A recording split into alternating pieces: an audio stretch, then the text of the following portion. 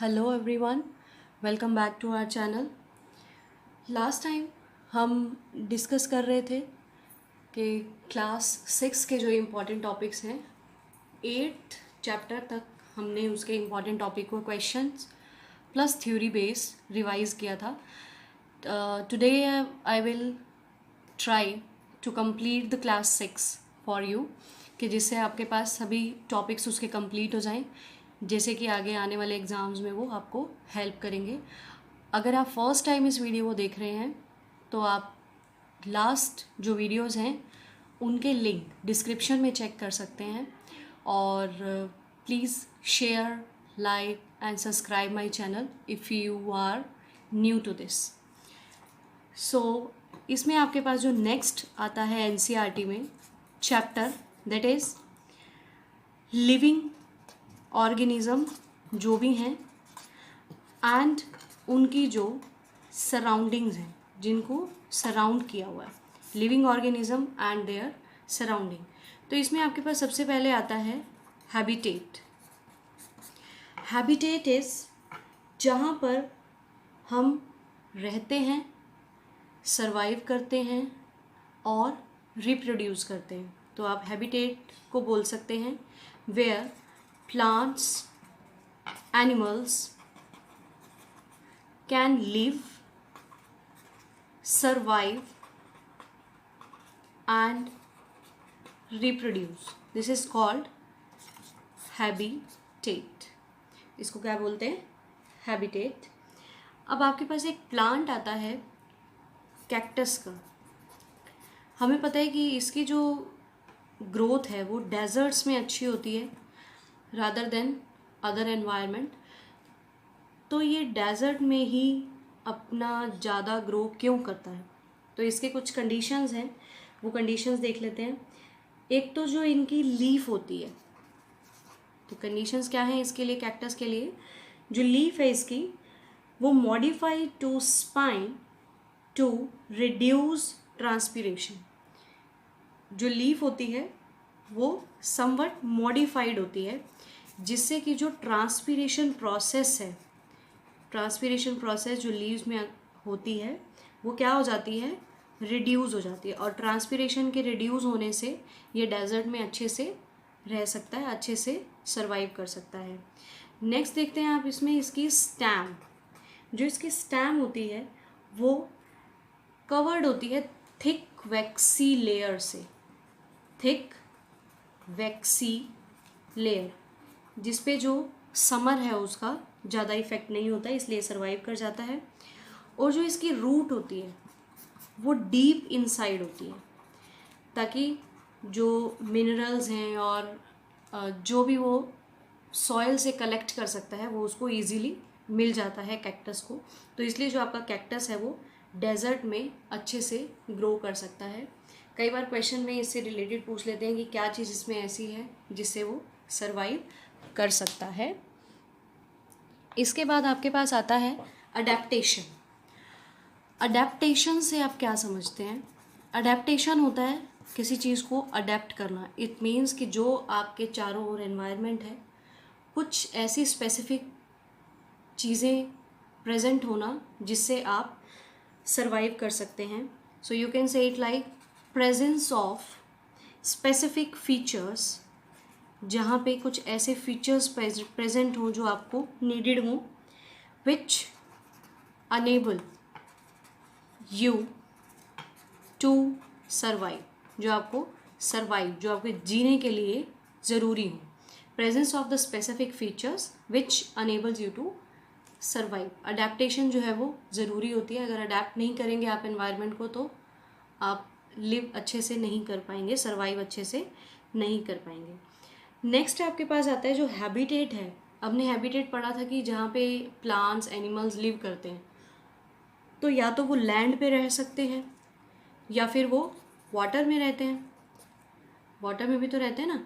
तो लैंड के लिए जो है, लैंड में उसे बोलते हैं टेरेस्ट्रियल हैबिटेट।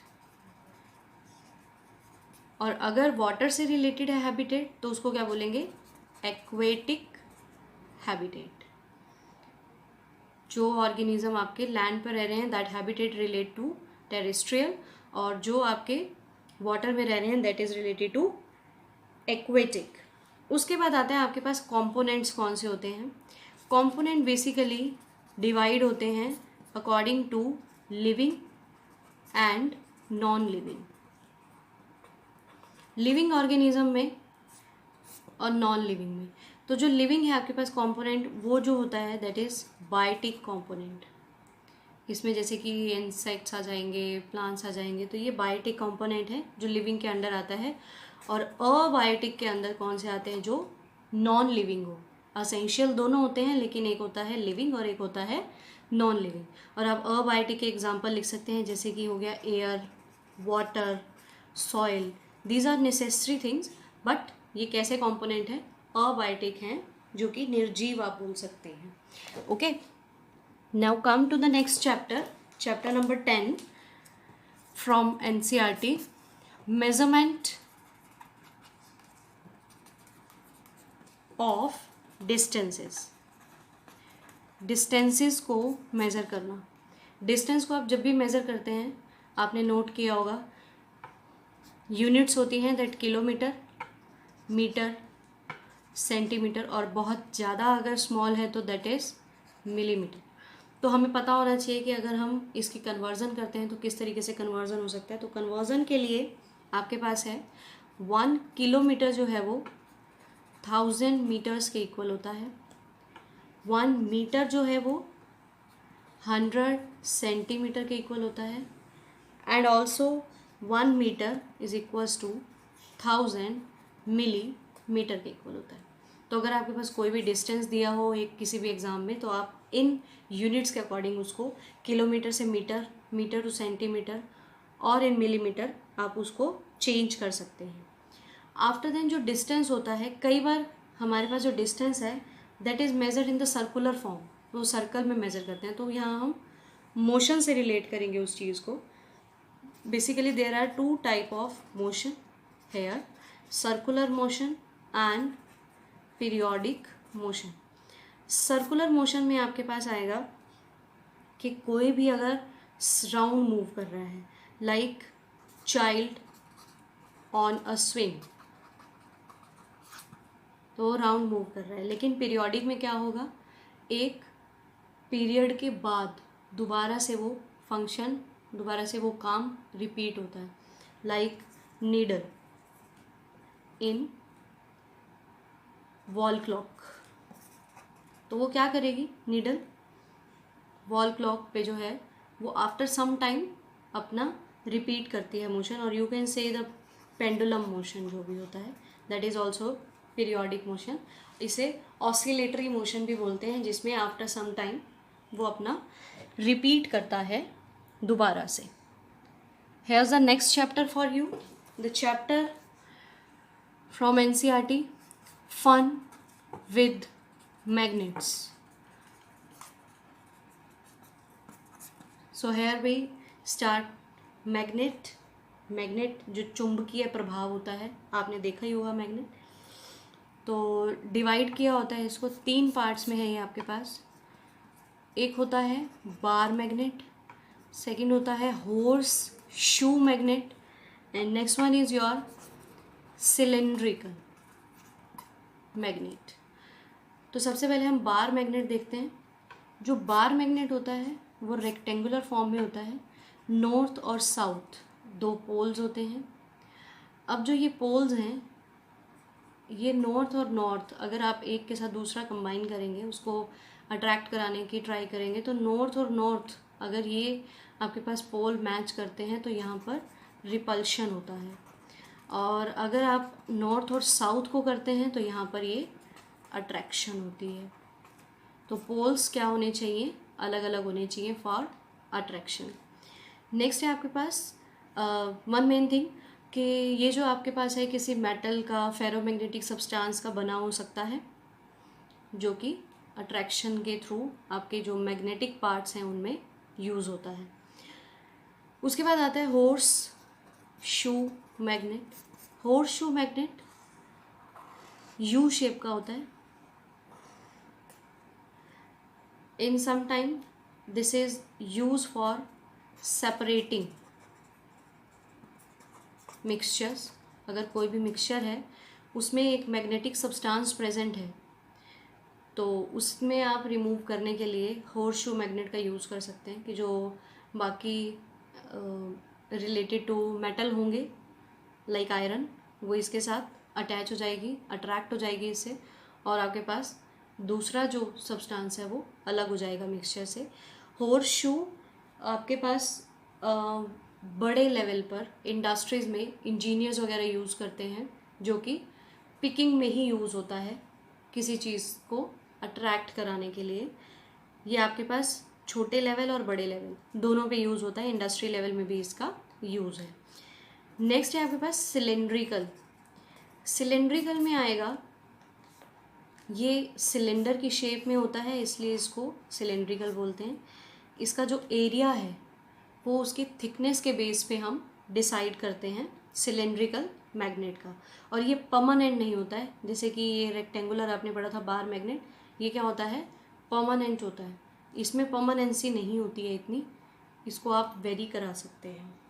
तो ये आपके पास है नीडल। हम देखते हैं अब एक मैग्नेटिक नीडल जो होती है वाटर में जो बॉट होती है उसकी डायरेक्शन के लिए यूज़ करते हैं। उसमें क्या होता है, नॉर्थ और साउथ साइड को वो शो करती है नीडल। इसके बेस पे आप ईस्ट और वेस्ट डायरेक्शन का पता लगा सकते हैं कि ईस्ट कौन सी है और वेस्ट कौन सी है। तो ये नीडल किसके लिए यूज़ होती है, डायरेक्शन के लिए। नॉर्थ और साउथ शो करेगी, इसके बेस पे आप ईस्ट और वेस्ट को पता लगा सकेंगे। सो मैग्नेट में आपके पास ये कंप्लीट होता है। Next chapter is electricity and circuit. Electricity and circuit. Electricity और सर्किट में जो इलेक्ट्रिसिटी तो सबसे पहले हमें पता ही है जो हमारे घर पे आ रही है, और सर्किट जो एक स्विच बोर्ड से कंप्लीट होता है जिसमें पॉजिटिव और नेगेटिव टर्मिनल्स होते हैं। So the first question is you have to name the device use to break electric circuit. आपको बताना है जो इलेक्ट्रिक सर्किट को ब्रेक करता है, दैट इज स्विच।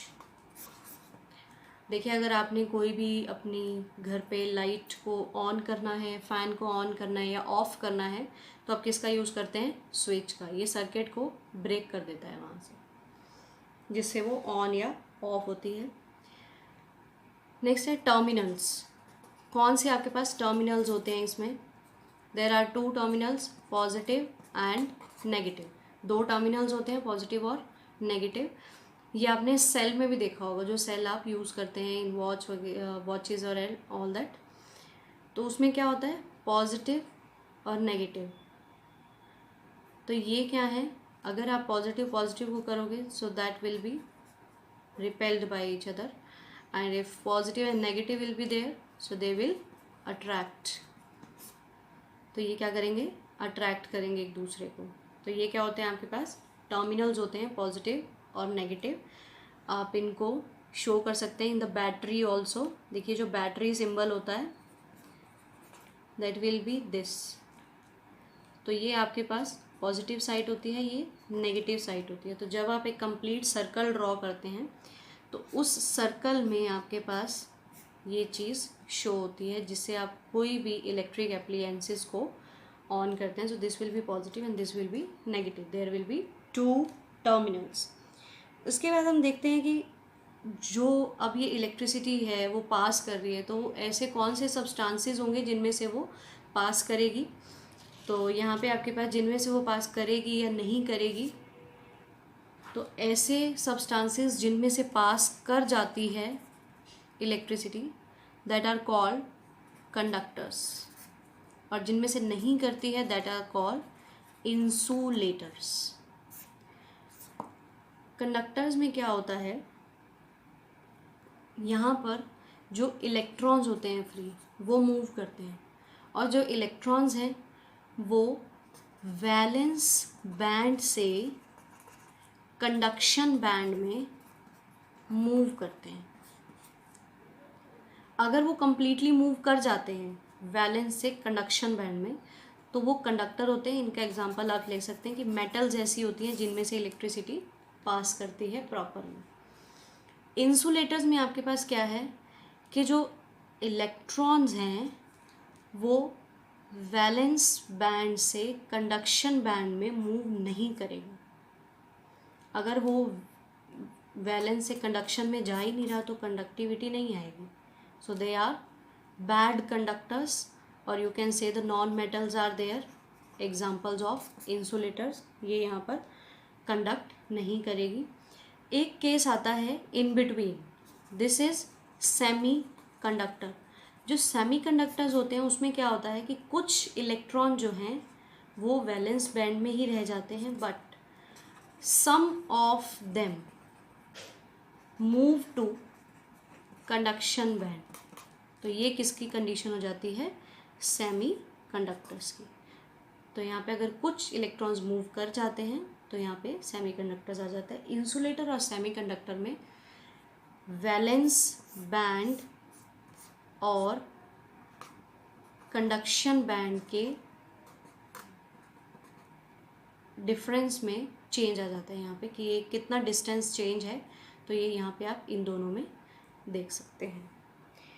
नेक्स्ट आपके पास जो चैप्टर है that will B air around us, and one way more we can take it, garbage in and out. Here both we will discuss here. So सबसे पहले अगर हम देखें एयर अराउंड अस, तो हमारे चारों ओर की एयर, जो हमारे चारों ओर की एयर है उसमें क्या क्या प्रेजेंट होता है, तो सबसे पहले यही देख लेते हैं। गैसेस प्रेजेंट होती हैं। मेनली जो गैस होती है that will B N2 and O2. N2O2. N2 is 78% and oxygen is 21%. और अदर जो गैसेस होती हैं वो 1% होती हैं, जिसमें इंक्लूड होता है carbon dioxide, other gases, gas vapours, water droplets and dust particles. तो जो ये आपके पास कॉम्पोजिशन होती है ये एयर की होती है। इन सम एग्ज़ाम्स अगर आपसे पूछा जाए कि कितने परसेंट होता है तो आप इससे पता कर सकते हैं ये कितना है। उसके बाद आता है कि ऐसी आपको एक गैस बतानी है जो बर्निंग सपोर्टर होती है। बर्निंग सपोर्टर जो गैस है that will B O2. This is because अगर आप 2 कैंडल्स लें, एक को आप बर्न करें एयर में और दूसरे पे आप एक ग्लास को रख दें, तो वो क्या होगा, जिस पे आपने वो ग्लास रखा है वहाँ पर ऑक्सीजन नहीं मिल पा रही है, तो वो आपके पास कैंडल बुझ जाएगी। सो बर्निंग के लिए सपोर्ट कौन सी करती है? O2, जो कि एयर में प्रेजेंट है। आफ्टर देन यू हैव कि ऐसी कौन सी गैस है जो प्लांट यूज़ करते हैं फॉर मेकिंग फूड, खाना बनाने में। ऐसी कौन सी गैस है? That is CO2, carbon dioxide. अब क्या होता है कि जो प्लांट हैं वो कार्बन डाइऑक्साइड को इनहेल करते हैं अपना खाना बनाने के लिए और उसके बाद एक्सहेल कर देते हैं O2, और जो ह्यूमन बीइंग है वो इस O2 को इनहेल कर लेता है और एनवायरनमेंट में इसका बैलेंस जो है वो बना रहता है। तो जो प्लांट है उनमें बेसिकली कौन सी गैस आपको मिलेगी? CO2। Garbage in and garbage out में आपके पास है कि ऐसा कौन सा गार्बेज है जो आपको बाहर नहीं गिराना चाहिए एज इट इज़, आपको मोर देन आपको वो यूज़ ही नहीं करना चाहिए, जो आपके एनवायरनमेंट को नुकसान दे रहा है, जो आपके पोल्यूशन को इंक्रीज़ कर रहा है। तो इसमें आपके पास आएगा, एक होता है बायोडिग्रेडेबल और दूसरा होता है नॉन बायोडिग्रेडेबल। अब बायोडिग्रेडेबल कौन सा है? जो हम यूज़ करते हैं और उसको दोबारा से अगर हम ले तो यूज़ कर सकते हैं, जैसे कि आपके पास कॉटन है, या फिर आप ले सकते हो कॉटन का कोई आपने बैग बनाया है। तो ये क्या चीज़ है? दोबारा से आप इसको यूज़ कर सकते हैं, रीसाइकिल हो सकता है, इसका रीयूज़ हो सकता है। बट नॉन बायोडिग्रेडेबल ऐसे सब्सटेंसेस हैं जिन्हें insect like earthworm and all ये इसको दोबारा से रीयूज़ नहीं कर पाते, उनमें इतनी कैपेसिटी नहीं होती कि ये इसे दोबारा से यूज़ में हम ला सकें। तो इसमें आप एग्जांपल ले सकते हैं लाइक योर प्लास्टिक बैग्स, जो पॉली बैग्स बोलते हैं आप जिनको। उसके बाद आपके पास आता है इसमें foil paper, aluminium foil. Aluminium जो फॉयल है आपको पता ही है कि आजकल इसको रोक के हम क्या यूज़ करते हैं, बटर पेपर, जो कि हमारे एनवायरनमेंट के लिए अच्छा है, जबकि एल्यूमिनियम फॉयल अच्छा नहीं है। Today we are using many of the techniques कि हम जितने भी नॉन बायोडिग्रेडेबल हैं उनको दोबारा से यूज़ करके चीज़ें बना रहे हैं, बट फिर भी ये हमारे एनवायरनमेंट को नुकसान कर रही हैं। तो वो हम नॉन बायोडिग्रेडेबल चीज़ों का जितना यूज़ नहीं करेंगे उतना ही हमारे लिए बेटर है। So these were about the class 6 and hope you are watching this and you like it. Now in the next class we will move further to the next class and we'll try to do our best. Thank you so much for watching.